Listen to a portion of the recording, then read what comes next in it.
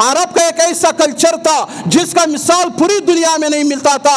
عرب کا ایک ایسا پردہ تھا, ایسا حیا تھا جس کا مثال پوری دنیا میں نہیں ملتا تھا.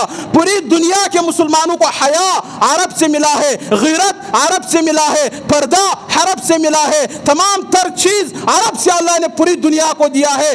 غیرت کا مرکز بھی عرب ہے, ایمان کا مرکز بھی عرب ہے, حیا کا مرکز بھی عرب ہے, پردے کا مرکز بھی عرب ہے. ہر چیز کے مرکز کو اللہ نے عرب بنا دیا تھا. انہی عرب کے زرزمین سے مجاہدین اٹھ کھڑے ہوئے جنہوں نے پوری دنیا میں اللہ کے کلمے کو پہنچایا, رسول اللہ کے شریعت کو پہنچایا. مگر بڑی افسوس کے ساتھ کہنا پڑ رہا ہے کہ آج انہی عرب میں ایک عالمی غنڈا, ایک عالمی دہشت گرد, لاکھوں مسلمانوں کے قاتل ٹرمپ کا استقبال اس حالت میں کیا جا رہا ہے کہ اپنے نوجوان لڑکیوں کو لائنوں میں کھڑا کر کے ٹرمپ کا استقبال کیا جا رہا ہے. خدا کی قسم رسول اللہ نے فرمایا ویل للعرب, ان عرب کے لیے تباہی آئے گی, ان کے مقدر میں تباہی ہوگی. ان کے اندر بھی حیائی نے ایسا جڑ پکڑا ہوا ہے کہ وہ ٹرمپ جو لاکھوں مسلمانوں کا قاتل ہے, ان سے اپنی عورتوں کو ملوایا جا رہا ہے, ان کے راستوں میں اپنی عورتوں کو کھڑا کیا جا رہا ہے. کہاں گیا اللہ کا قرآن, کہاں گیا مسلمانوں کا غیرت, کہاں گیا مسلمانوں کا حیا؟ خدا کی قسم پوری دنیا کے مسلمان عرب کی طرف دیکھتے ہیں کہ یہی عرب ہمارے رہنما ہے. یہاں مکہ بھی ہے, یہاں مدینہ بھی ہے. ان لوگوں کے زبان میں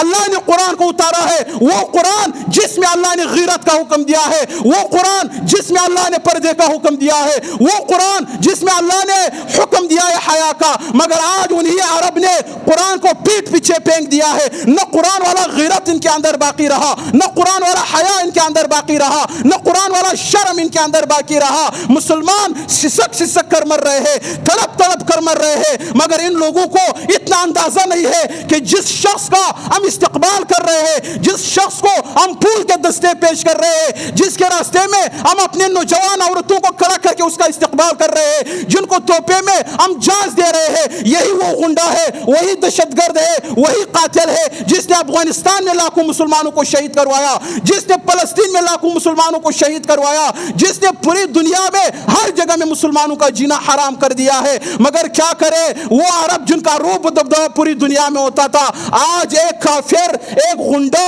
ایک قاتل کے سامنے اپنے عورتوں کو پیش کیا جا رہا ہے, اپنے غیرت کو ان کے سامنے پیش کیا جا رہا ہے. تو یہ واقعی میں رسول اللہ نے فرمایا تھا کہ ان عرب کے لیے ہلاکت ہے, یہ ہلاک ہو جائیں گے اپنی بے حیائی کی وجہ سے, اپنی بے غیرتی کی وجہ سے, اپنی بے شرمی کی وجہ سے. اللہ تعالیٰ ان عربوں کو اللہ ہلاک کر دے گا.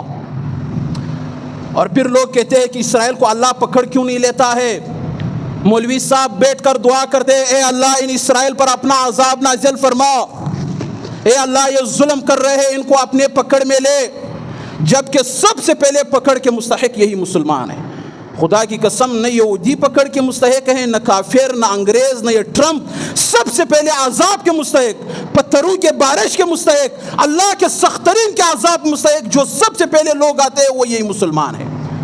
اگر اللہ ان مسلمانوں کو اپنی پکڑ میں نہیں لے رہا ہے, وہ مسلمان جو اللہ کا نام بھی لیتے ہیں, وہ مسلمان جن کا اللہ کے قرآن پر بھی ایمان ہے, وہ مسلمان جنہوں نے محمد رسول اللہ کا کلمہ بھی پڑھا ہے, وہ مسلمان جن کو اللہ کے طاقت پر بھی بھروسہ ہے, وہ مسلمان جن کو اللہ کے طاقت پر بھی ایمان ہے, اس کے باوجود وہ اللہ کے طاقت کو استعمال نہیں کرتے ہیں, اس کے باوجود وہ اللہ پر ایمان نہیں لاتے ہیں, اس کے باوجود ان کافروں سے یہ یارانے لگاتے ہیں.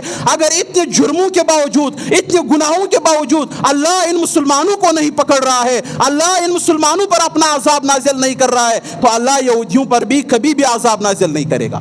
وہ یہودی تو قرآن کو نہیں مانتے اس لیے بدماشی کر رہے ہیں, وہ کافر تو قرآن کو نہیں مانتے اس لیے مسلمانوں کو کاٹ رہے ہیں, وہ کافر تو محمد رسول اللہ کا کلمہ نہیں پڑھتے ہیں.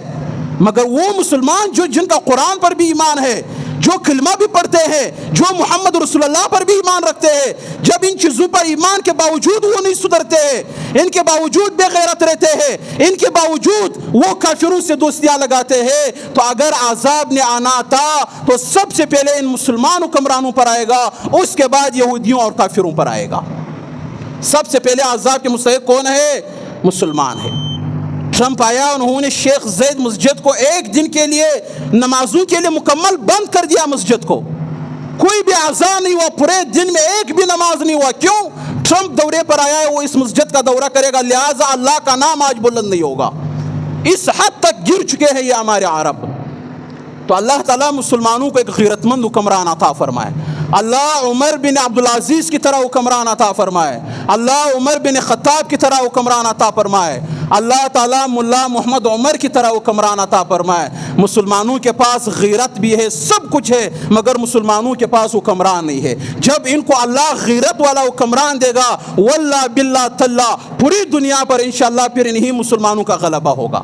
تو اللہ تعالیٰ سے ہم دعا کرتے ہیں، اللہ مسلمانوں کو غیرت مند حکمران عطا فرما، اے اللہ حیادار حکمران عطا فرما، اے اللہ قرآن اور شریعت سے محبت کرنے والا حکمران عطا فرما۔ اللہ تعالیٰ مجھے اور آپ کو اور تمام سننے والوں کی باتوں پر عمل کرنے کی توفیق عطا فرمائے۔ وما علینا الا البلاغ۔